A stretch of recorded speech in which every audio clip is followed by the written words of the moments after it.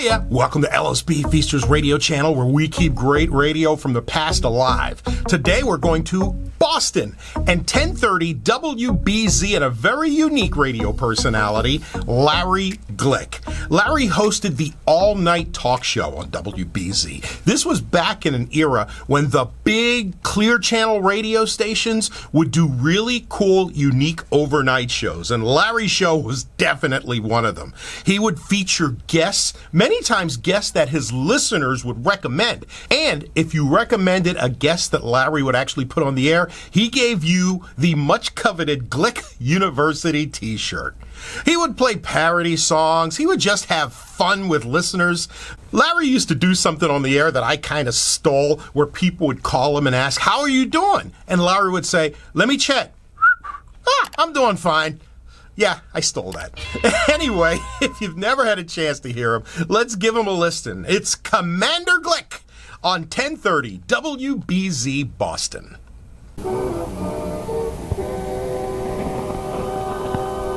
The Spirit of New England, WBZ Boston Group, W. Westinghouse broadcasting. It's 58 degrees in Boston. Tonight's will be 56. I'm Larry Glick reporting the 2 o'clock WBZ News. The chairman of the House group probing the CIA is quoted by the Cleveland Plain Dealer as saying at least one foreign leader was killed in an agency assassination plot. He didn't say who, but the paper narrowed it down to one of 3 men: Patrice Lumumba of the Congo, Dominican Republic dictator Rafael Trujillo, or General Rene Schneider of Chile. Senators Lowell Weicker and Howard Baker, who served on the Senate Watergate Committee, urged the formation of a permanent joint congressional committee to police all government intelligence operations. Said Weicker, the litany of CIA and FBI abuses is overwhelming. Diplomatic sources disclosed on Wednesday that Israel is willing to enter a new round of bilateral talks with Egypt, meaning Secretary of State Henry Kissinger may resume his shuttle diplomacy. The Israeli Prime Minister met for 2 hours with President Ford in the White House. Later, Ford and Israel's Yitzhak Rabin exchanged pledges of national friendship in the White House dinner. The guest list included 10 Israelis, 8 congressmen, and 13 senior officials, including Kissinger. After Arkansas Congressman Bill Alexander spoke against the proposed gasoline tax increase in the energy bill, the House voted to strike the provision completely. Democratic leaders had urged lawmakers to show Congress that they had called the guts to take the steps to conserve energy. Air France says a fire started Wednesday night on one of its 747 jetliners taxiing off in Bombay.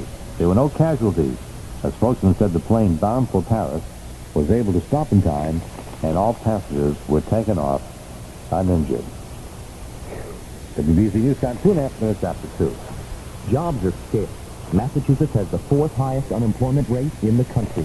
Even college grads are having a tough time finding a good job. So without a high school diploma, you're stumped. Even if you get a job, chances are it'll be hard work and pay peanuts. So stay in school. Watch out for number 1. The trial of 4 Baader-Meinhof terrorists resumed in Germany today amid more chaos. BZ's Jim Browning reports from Bonn. Shouting and cursing have erupted again in the trial of 4 alleged urban guerrillas in the southern city of Stuttgart. The 4 are charged with a series of bombings, robberies, and murders in the early 1970s, including the death of 4 American soldiers in anti-Vietnam War bomb raids. The trial of the 4 so-called Baader-Meinhof gang leaders has been delayed by wrangling over the defendants' rights, such as the right to choose their own lawyers and talk to each other. The indictment has still not been read. The 3 original lawyers for defendant Andreas Baader were banned from the trial on suspicion of conspiring with their client. 2 other defendants were excluded from the trial Tuesday, the 3rd day of the trial, when they shouted at the judge. Baader has found a new lawyer now, but the defense is still arguing that defendants' rights are being badly restricted. Among other things, Baader charged that he was not even allowed to drink coffee, and in a new shouting match, he cursed the judge. Jim Browning, Group W News, Bonn. And now the weather for Boston and vicinity. Cloudy, chance of showers by morning, lows around 60. And for Thursday, June 12th, 1975. Occasional rain with chance of a few thunderstorms. Sorry to tell you that. I want to give you sunshine every day. Sunshine throughout the summer. High 70 to 75. Thursday night and Friday, partly cloudy with chance of a few showers. Lows near 60. Highs in the 70s. Probability of precipitation, 40% this morning, and 80% Thursday, 40% Thursday night. It doesn't look good for beachgoers and sun worshipers. In Boston, now 58 degrees. High sports fans from the BZ scoreboard in the American League. First game, California 14, Detroit 7. Second game, listen to this, please. Second game suspended after 8 innings because of 1 a.m. curfew, with Detroit leading 5-3. Yankees 5, Minnesota 1. Oakland 5 and Milwaukee 3. Kansas City 7 and Cleveland 1. Oh, we have to start this one. I was wondering where that Boston one was. Here it is. Boston 9, the White Sox 7. The game went 14 innings. Good luck, Red Sox. In the National League, Cincinnati 3, St. Louis 1. San Francisco 8, Philadelphia 3. Houston 5 and Pittsburgh 1. San Diego 3, Montreal 1. New York 2, Los Angeles 1. Cubs and Atlanta postponed because of rain. That's it, sports fans. The top story of the hour.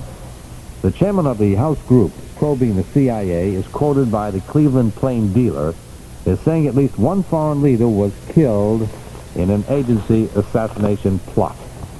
And that's the 2 o'clock WBZ report. I'm Streeter Glick, WBZ News. A WBZ editorial last week said that the Phase 2 desegregation plan for Boston schools moved beyond forced busing to offer city students a real promise of quality education. With many new options and programs, here is a rebuttal with Senator William Bulger of South Boston. WBZ's editorial on Phase 2 is a frivolous repeat of its performance last September when it and other members of the media brought us the journalism of joy. It is no wonder that those who live outside of Boston and who rely on WBZ News still remain uninformed about the realities of life in the city and the havoc that Phase 2 will wreak upon the families of Boston. It is also no wonder that tensions run high when those whose children are affected by the busing order are glibly told by WBZ that major changes in old established systems never come easy. WBZ is not only intellectually dishonest, it has demonstrated an incompetence in reporting the realities of what the federal court has done to the families of this capital city. One reality that WBZ cannot escape is the white exodus from the public school system and from the city itself. The exodus is now underway, as predicted by even the famed educator James Coleman. The federal judge himself concedes that close to 10,000 white students have left the system since September, and Boston's grammar school population is already over 50% black. The so-called resistance movement results from thousands of families acting independently and responsibly to resist or to avoid a court order that works against the best interests of their children. They have the same concerns as do families in Winchester or Wellesley. What these parents share in common is their unwillingness to expose their children to a deficient learning environment and to an atmosphere where the safety of those children is at stake. The tragic irony is that those who oppose forced busing are working to keep Boston an integrated city. WBZ and others who support the busing plan, on the other hand, are endorsing a white exodus of caring parents from Boston and its schools. WBZ is indeed among the new segregationists. WBZ has presented a rebuttal with Senator William Bulger of South Boston. He was replying to our editorial citing the promise of quality education in the Phase 2 desegregation order. And now, back to the Larry Glick Show, and we had someone on the floor. Hello? Okay. Yes, what is your favorite? Godfather. What is We're it? looking for that song from. Oh, promise me. It is such a great piece of work. Yes. Quiet Village. Quiet Village. Do you recall it? I do. That's with the piano. Yes, I do. Dun, dun, dun. And the bird. There's 2 more. It says, give me more of it. Keep going. Give me the dum dum dum. Go ahead. And dun. And the birds go. Oh, yeah. You know which one I mean. It brings you right into the jungle. Oh, yeah. Give me the birds again.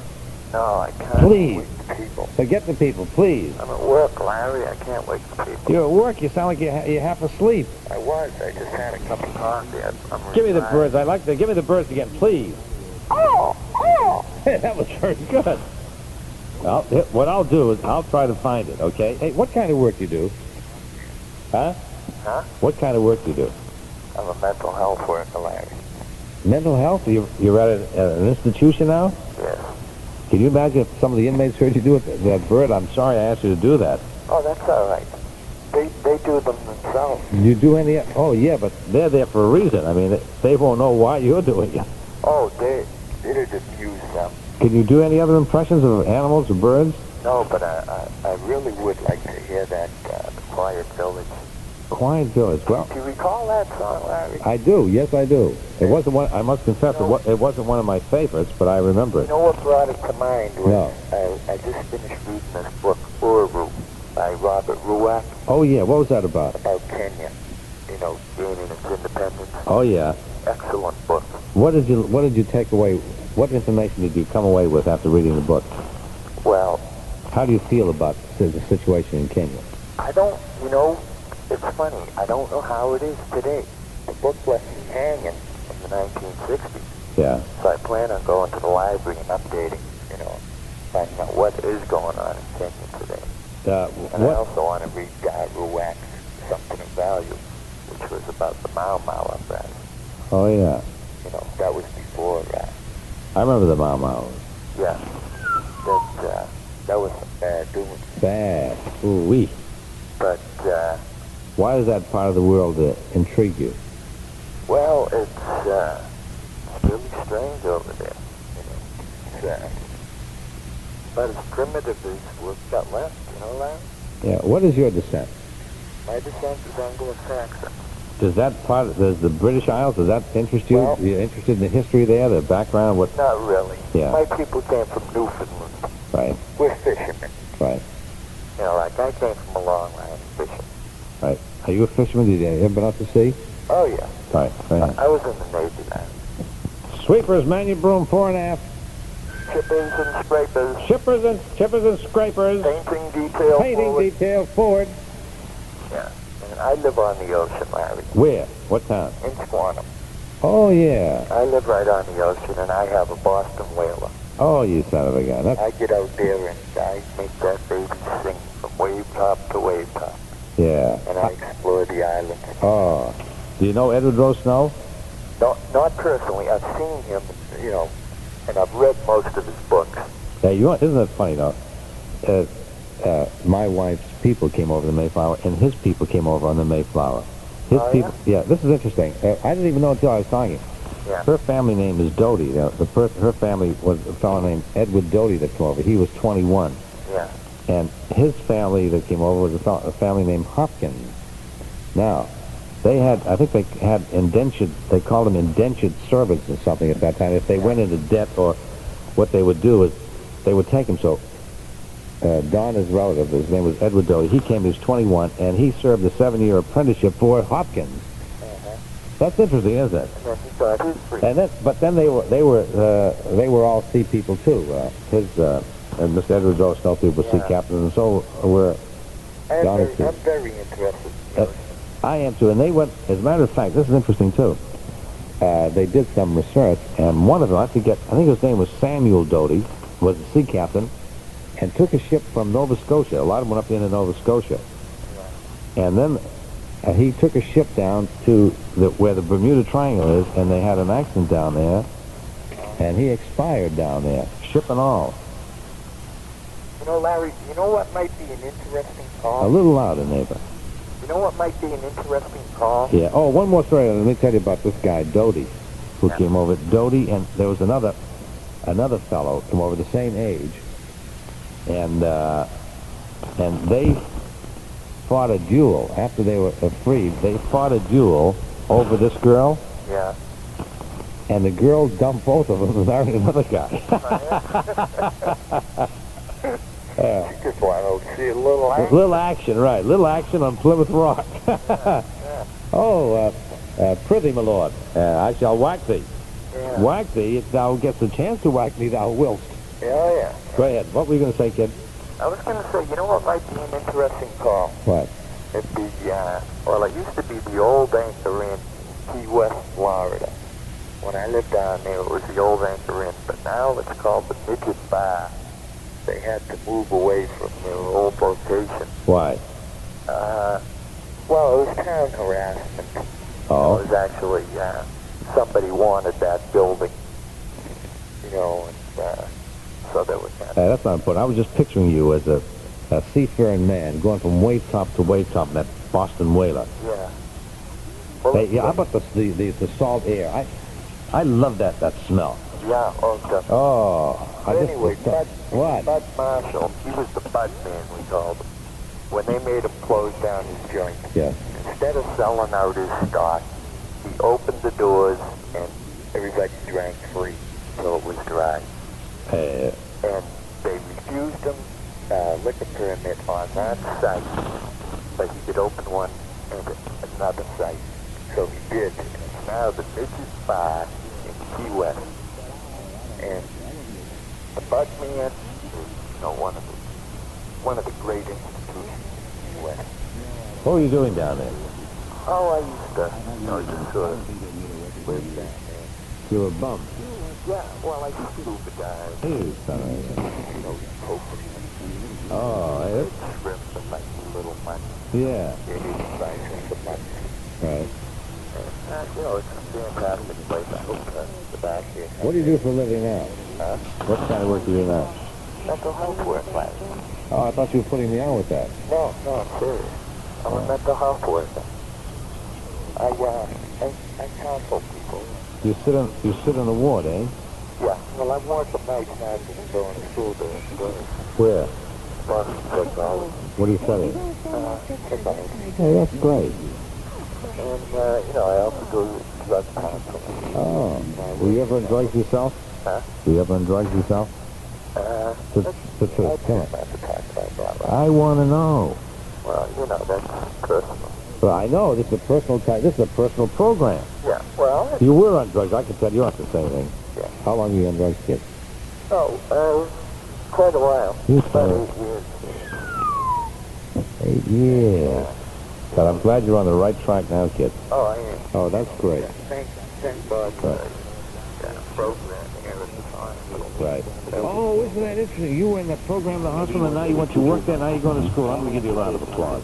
Every time we come down, we leave about 12 program. That's great. It has a very high percentage of non-specific.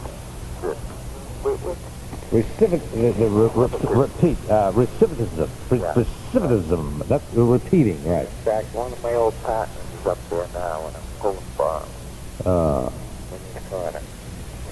Well, listen, I want to wish you luck, because Okay, hey, and Larry, if I can find that, see if you can find that. Because you're- Village. if you're a good kid, if I can find, Eddie, if you can find Quiet Dog, I'd like to play for this guy. Yeah, because It's 6 years old, though. I don't know if it... Larry, that'd make my night. You know who does it? What group? No. See, that's what I want to also find out so I can go out and buy it. Quiet Village. If you see, it would be easy if you knew who did it. Yeah. Quiet It was Village. about 8 or 10 years ago.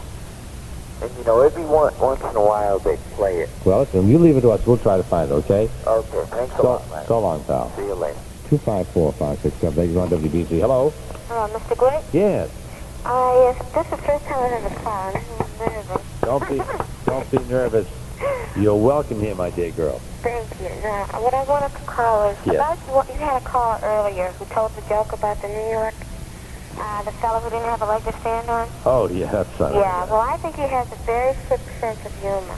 Because I'll tell you, this is a true story, and it's happening now. What? My father is a diabetic Yes. who about 2 years ago had his right leg amputated. Yes. And this year, now he's in the hospital. He's going to have his left leg amputated.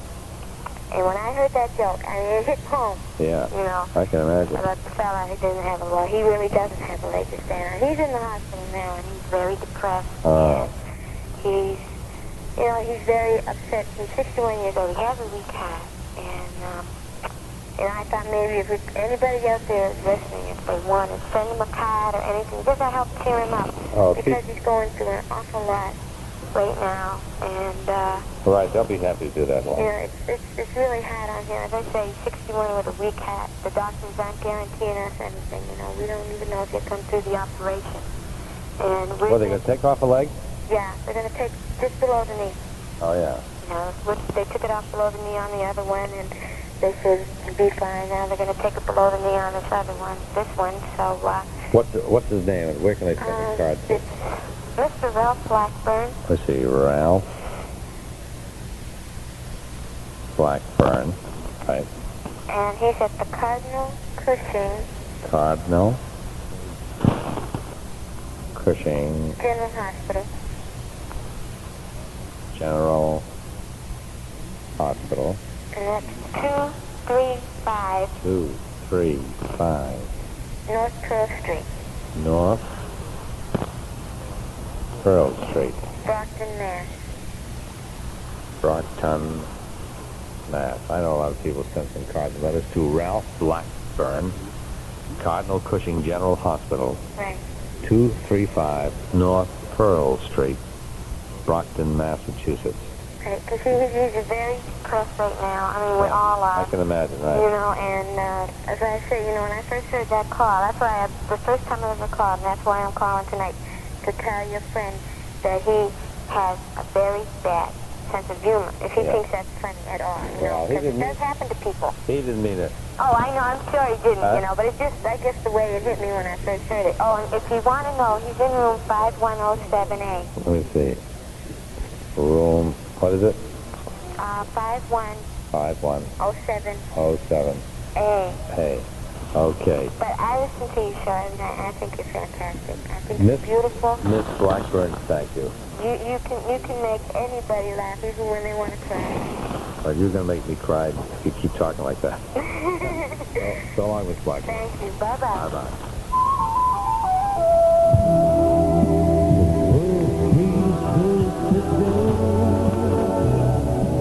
Yeah, but he didn't have the same way, did he? Didn't he sort of always take a roundabout way to get to where he was going rather than heading a straight line? Well, in all honesty, I really can't answer that question.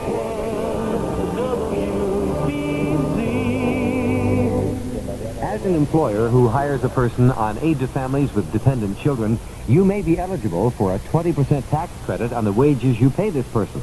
For further information, call the Work Incentive Program, Division of Employment Security, at 727-6384. That's 727-6384. Oh, Dennis, make a note of this.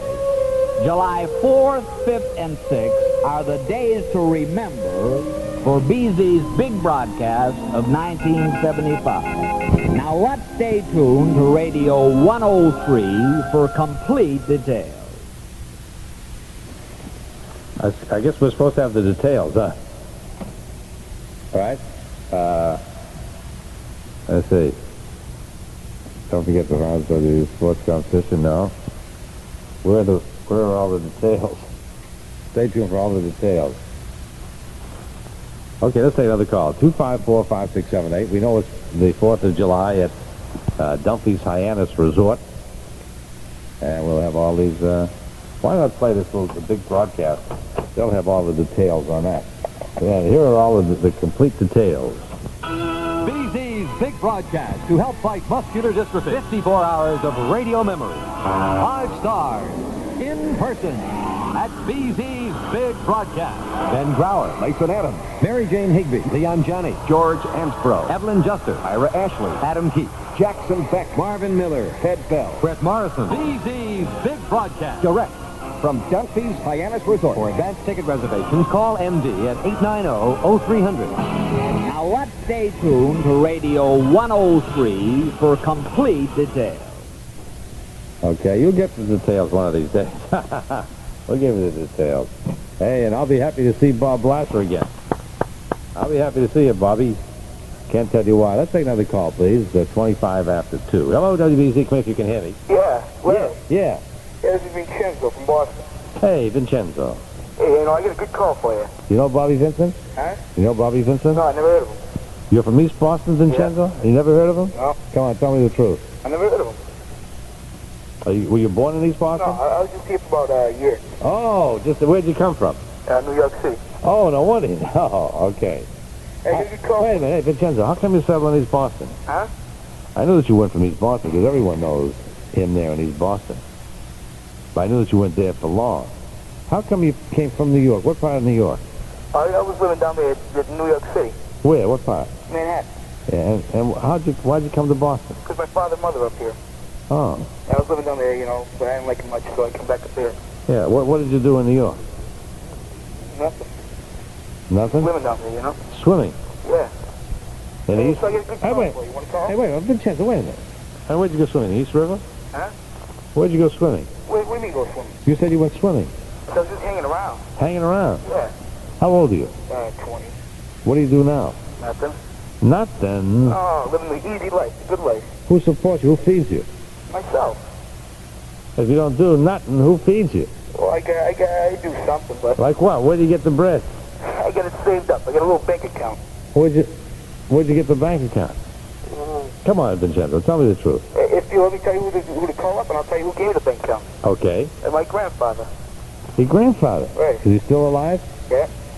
Why did he give... I mean, he could tell you some stories that you wouldn't believe. What kind? Well, he was Go ahead. a big part of, when he was living down in New York City, coming here from Sicily Yes. when he was just a kid. Right. So he could tell you some stories, he's been, What kind of stories, Vincenzo? well, mafia stories. If you want to hear them, Was he in the Mafia? sure. He was in the Mafia. Well, when he was young, How about you? I don't know. Huh? What do you mean you don't know? I don't know, But I mean, he could tell you some stories. Where does he live? He lives in Sicily now. But I guess, if you want to call him up in Sicily, I got your number. But he's going to be here in about 2.5 weeks. Yeah. So you can call him up at my house if you want. Or you can call him up, I like to call him in Sicily. Yeah, but if I called him in Sicily, what's his first name? Huh? What's his first name? Joe. If I said, hey, Giuseppe. Giuseppe, yeah. Giuseppe, I said, can you tell me a few stories? He might think that maybe the telephone line would be tapped, and then they might tap him. He's old now. All the stories you can tell you, he's not important to the cops anymore. Oh. How old is He's about 80. Oh. Yeah, I can listen to him for hours, Tell me one or two stories that you remember that he told you. Oh, back about 1925, him and his wife were getting out of the car, going up to their hotel room, and they were getting out of the elevator, opened the door to the front room, and he turned on the lights, and just all of a sudden, just started even shotgunning folks, Oh. And he got one in the leg, and my grandmother got one in the chest. Oh, yeah. So she died about 2 years after that. But she was never the same after that, Who was it that did it? You never find out. He never? He's been shot close to 4 or 5 times. Knifed. Knifed and shot, and he's still up to 80 years old. 80, yeah, that's what I can't believe. When did he retire? After the 40s. Yeah. He went over to Sicily. He had the money, Right. Went over to Sicily. Stayed there. He never really wanted to come over to this country anyway. Yeah. Except his father. What does your father do? My father, he's dead. What happened to him? He's dead. Was he in the rackets too? No. You'd rather not say.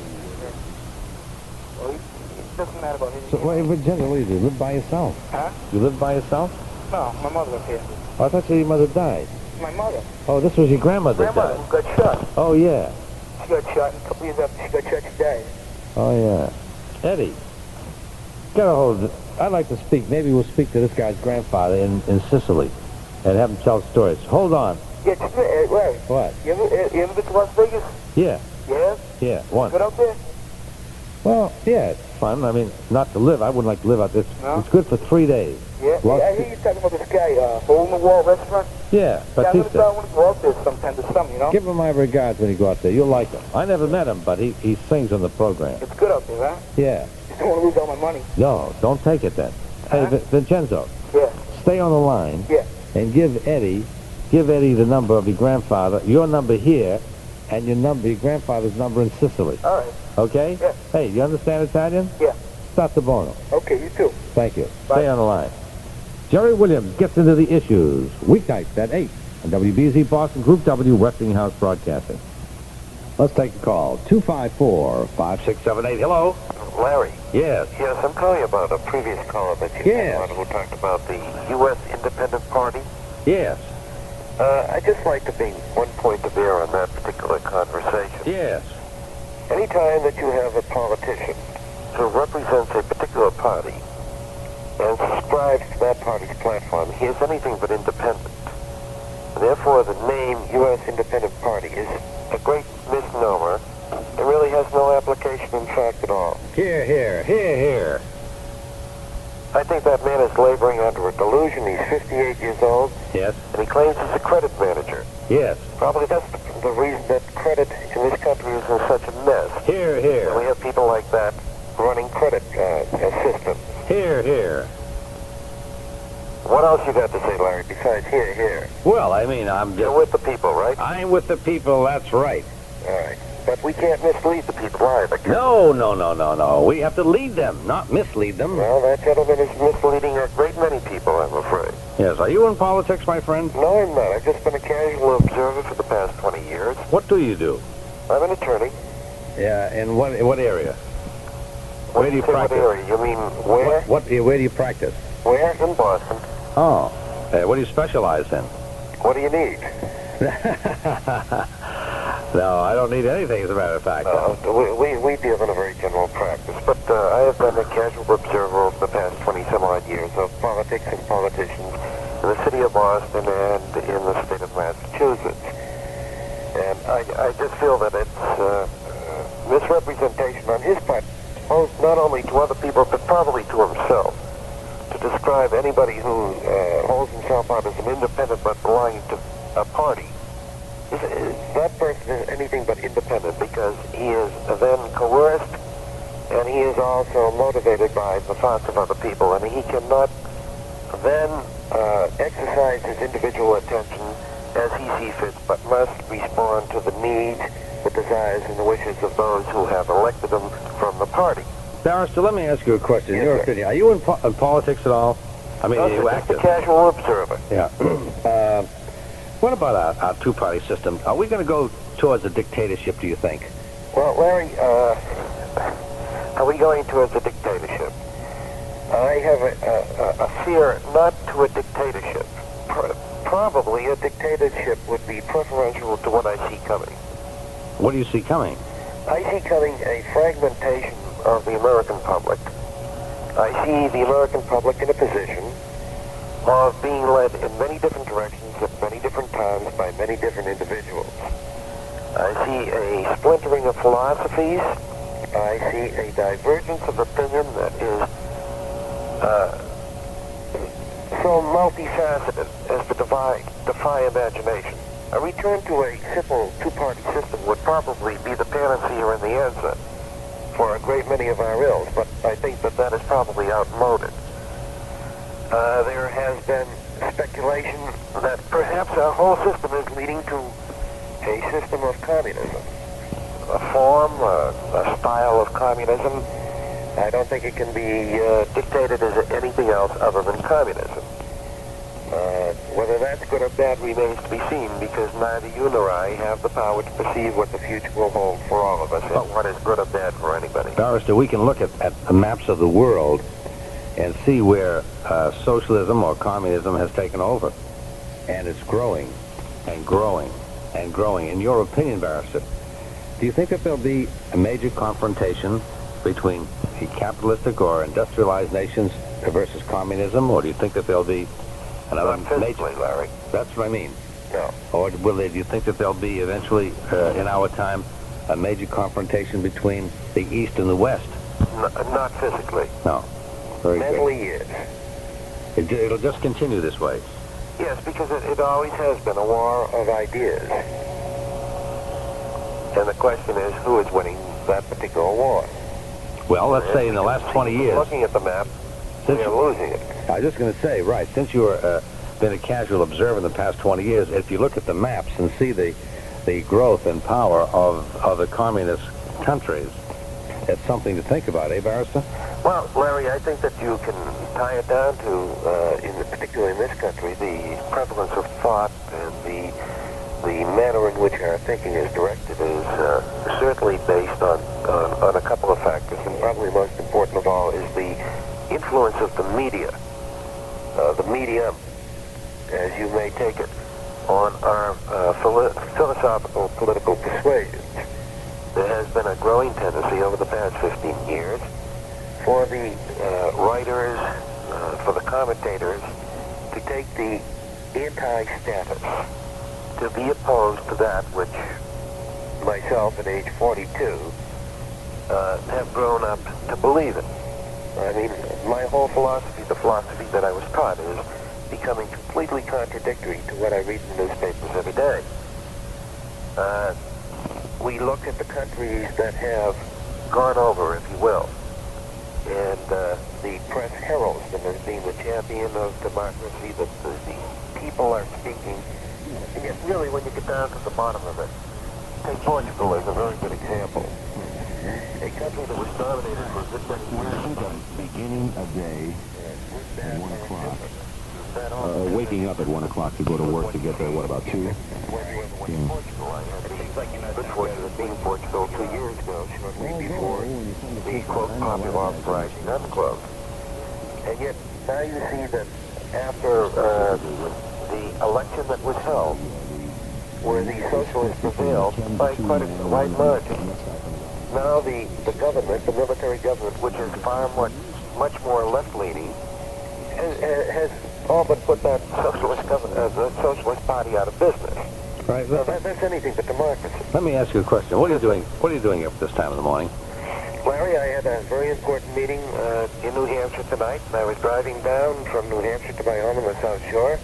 I heard your program, and when I am up late, I try to listen in to see what's going on, to see whether or not it's going to be a rag-bag evening or an evening where we're studded with philosophy. It might seem to be one of those evenings. Well, you have to keep it varied.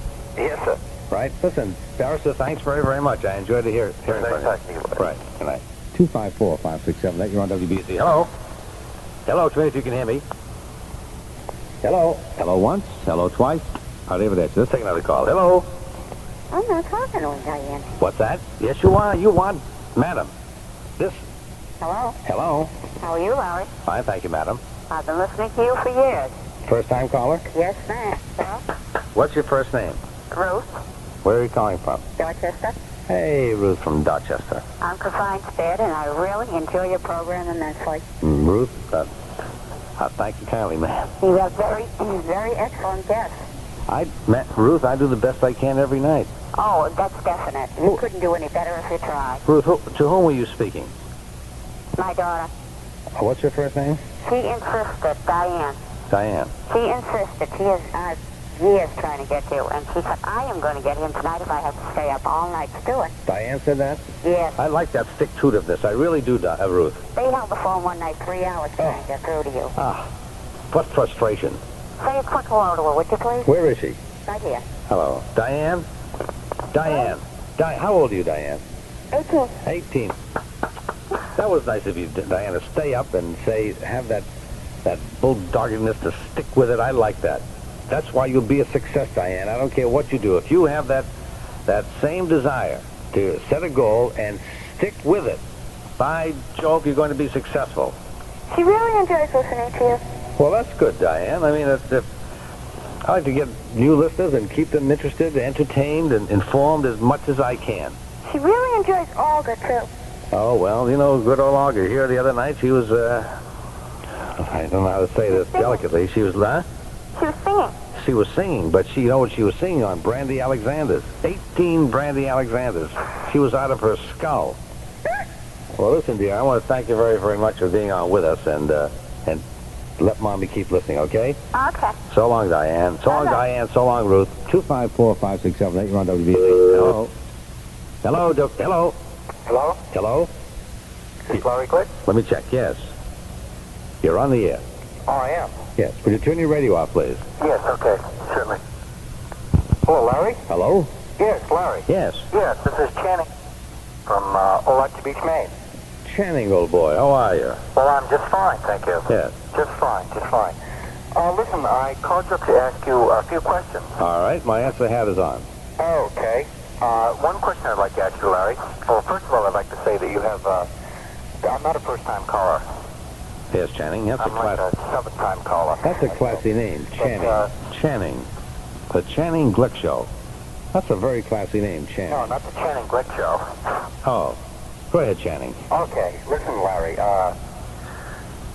You've done several radio things. And I used to be a DJ out of ROD in Daytona Beach, Florida. Yes. And I never had the opportunity to hear War of the Worlds, Oh, yes. which is quite good. That's right, Orson Welles.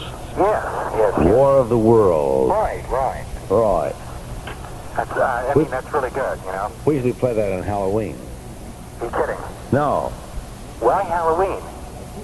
Oh, I know, we just do. Oh, no, that's a rotten shame, man. Why? Rotten shame. Because I think I've never heard it before.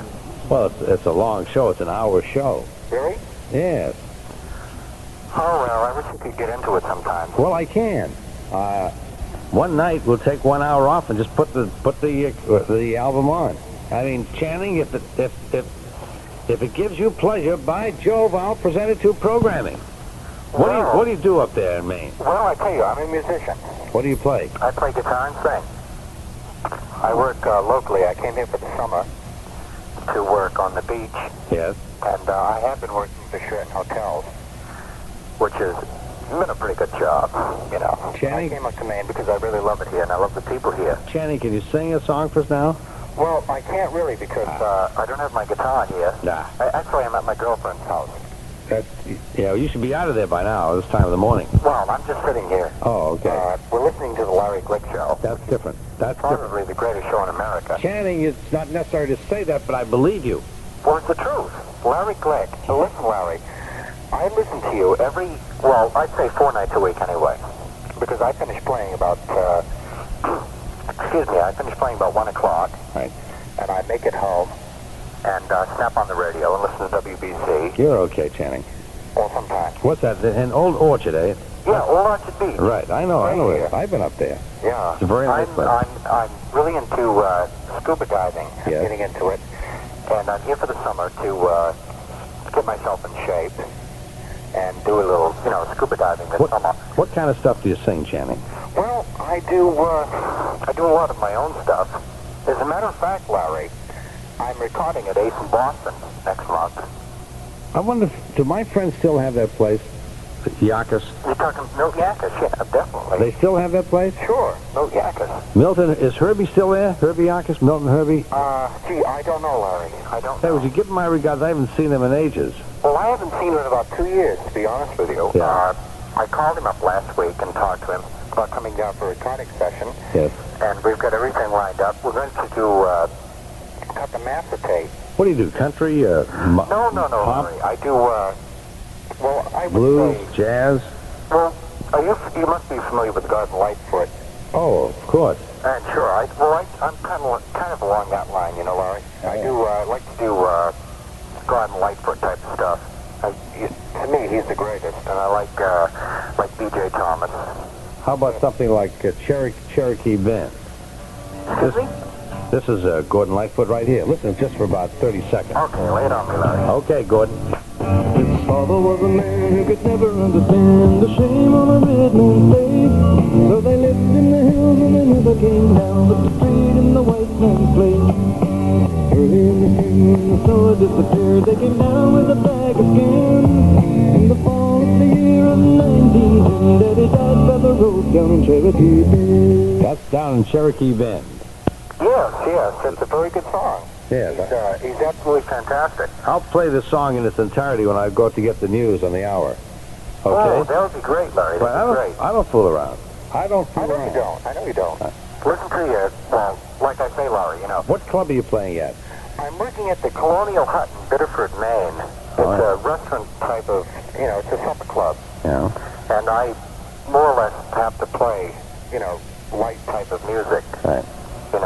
Like Well, I don't really dress up. I gave that up a long time ago. You know, I used to wear a bow tie and walk in with a jacket and all that stuff. But I more or less get away from it, Larry. Now I just dress the way I want to dress and play what I want to play. And I enjoy myself a lot more. You know, being myself, I enjoy myself a lot more. Listen, if they need a banjo man, can you give me a call? Larry? Yes. If they ever need a banjo man, I will give you a call. Oh, well, let me get my 4-stringer. I play both 4 and 5. Let me get my 4-stringer up here. Is that right?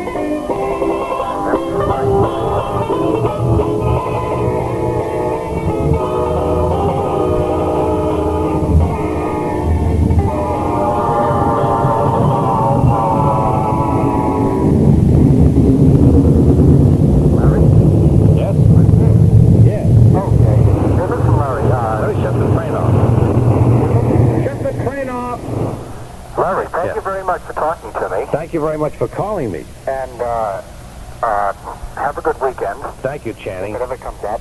And I'll call you again sometime. And I'll play Gordon Lightfoot for Channing. Okay. And listen, Larry, I'm going to send you a copy of my record. All right. And if you can find a time at 4:30 in the morning or whatever to play it for me, I'd really appreciate it. Your favor will be granted. So long, Channing. Yeah. Thank you very much, Larry. Bye-bye. Enjoy your show. It's really great. Thank you. Listen to you every night. Thank you, Channing. Okay. Good night, Larry. Good night. 254-5678. You're on WBZ. Hello. Hello. Hello. Come in if you can hear me. Commander Glick here. Sounds like we're in a bus station or a train station. Hello. There must be someone there. We'll give him 6 seconds. Hello. 1, 2. Come in if you can hear me. 3, 4, 5, 6. Let's take another call. 254-5678. Hello. Hi. Hi. I'm calling from Grand Rapids. Grand Rapids. First time caller? No. Who? What's your first name, lady? Evangeline? Evangela. Yeah, I called you before. Evangela. I don't rightly recall that name before, Evangela. But anyway, nice to have you with us. Grand Rapids, eh? Grand Rapids. Did it shock you to hear about the death of Ozzie Nelson at such a early age? It saddened me, but it didn't shock me because we all of us have to go to Happy Hunting Ground. Well, you know, the type of family they were. Yes. They were really a credit to the business they were in. I agree with you. And on a program, on a news program today, Yeah. the rebroadcast, they had asked him a question about did he think that the family life, as we knew it in earlier years, you know, when children were brought up to obey and to be a credit to the family, you know. Yeah. And his remarks were such. I wish you could get that and rebroadcast it again. I think you'll see if you can remember. hear it. See if you can remember some of it, Evangeline. I'm sorry, I didn't hear you. See if you can remember some of it. You can. I know you can. What were some of the things he said, Evangeline? Well, he said he mentioned the fact that it was changing. You know, our life is changing, and I wish I could remember exactly what he said, and that's why I'd like to hear it again. I was preoccupied, and I think it came over WBZ Chicago. Oh yeah, he had cancer of the liver. He said it's strange. He never smoked or drank. He didn't? No, he didn't smoke or drink. Well, you know, that's what puzzled me, but I wondered whether it does say cancer strikes people that have never done that either. You know? Yeah, right. Evidently, it did him, right? Don't you think that the food that we eat nowadays contributes to cancer? I would say so. Yes, I would say with many of the preservatives they put in it and the way they refine it, I would say that food has a great deal. Food has to do with our general health. the foods that we eat. As a matter of fact, I used to like a lot of the junk foods, and just lately I went off it. I stopped eating junk foods, and I just feel better. I've taken off a couple of pounds, too, and I feel better. I think that when my parents were young people, they didn't eat this junk food at all, and they were much healthier. Well, I don't know whether you knew about it, but Gaylord, I think it's Gaylord Hauser. I know him. You know him? Yes. He's still keeping the Hollywood people like, what's his name, Cummings. Yes, I interviewed him, too. I met him, too. Oh, you did? Here in Boston, yes. I interviewed him, and we hit it off. I liked him very much.